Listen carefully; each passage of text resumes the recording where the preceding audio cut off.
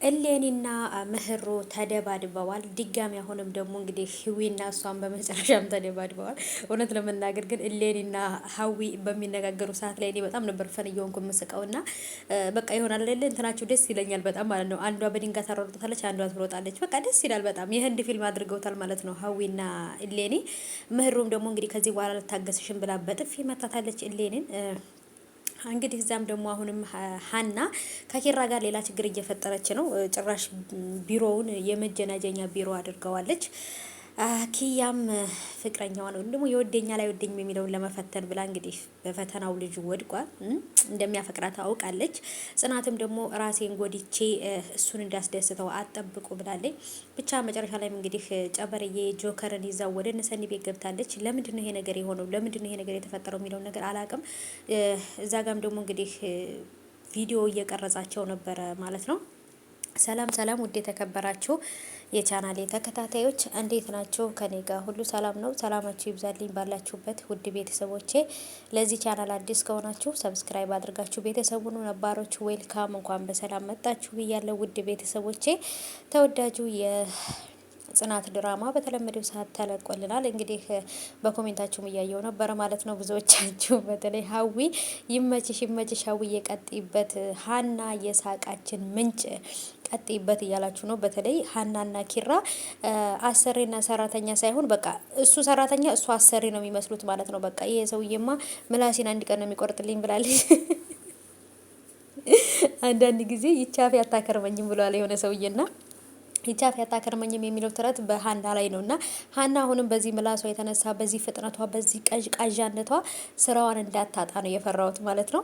ብቻ እስቲ መጨረሻዋን ያሳምርላት ነው ብሎ። በነገራችን ላይ ሀንዬ በጣም የሳቄ ምንጭ ናት። በጣም ነው የምታስቀኝ ፈታ የምታደርገኝ ማለት ነው። በተለይ ከኪራ ጋር ያላቸው ነገር በጣም ነው የሚገርመው የሚያስቀው። እና እሌኒን እንግዲህ ጦርነቱን ከነ ምህሩ ጋራ በይፋ ጦርነቱን ጀምረውታል።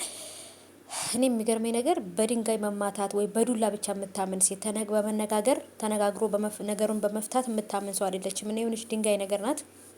ብቻ ግን ከህዊ ጋራ ነገሩ አሁንም እየተባባሰ ነው ብዬ ነው የማስበው። ምክንያቱም ህዊን በጣም እልህኛ ናት። እሷም ደግሞ ከዚህ በኋላ በምህሩ ከመጣሽ ከኔ ጋር ነው ጠብሽ ከእሷ ጋር አይደለም ብላታለች። እሌኒ ምህሩን ከጀርባ ልትመታ ስትል ነበር እንግዲህ ህዊ ደርሳ ያዳነቻት ማለት ነው። እና እሷ ባትደርስ እርግጠኛ ነኝ በያዘችው ድንጋይ ነበር የምትመታት ማለት ነው። ምህሩ ደግሞ ታውቃላችሁ የልብ ህመምተኛ ስለሆነ ልትሞት ሁሉ ትችላለች ማለት ነው። ምክንያቱም ድንጋጤውም ጋር ስላለ ማለት ነው። ብቻ እንግዲህ የእሌኒ መጨረሻ ሁለት ያጣር የምትሆነው ቤተሰቧንም ራሷንም ናሆምንም ሁሉንም ሰው በጎኑ ያለውን ሰው ሁሉ ታጣለች ብዬ ነው የማስበው። እንዳ ውዶቼ ጽናትንም ደግሞ አዎ ጸባዩን ታስተካክል እያላችሁ ነው። ያው ጽናት አሁን ላይ እንደ በፊቱ አይደለችም። በነገራችን ላይ ያው ቅናቱ ምናምን ትንሽ አለ እንጂ እንደ በፊቱ ግን ምንም አትልም። አሁን ትንሽ ተረጋግታለች። ግን ራሴን ጎድቼ እሱን ለማስደሰት አልሞክርም። ስለዚህ ለምንድነው እንደዚህ የምትሉኝ እያለች ከጨበርዬ ጋር እያወራ ነበረ።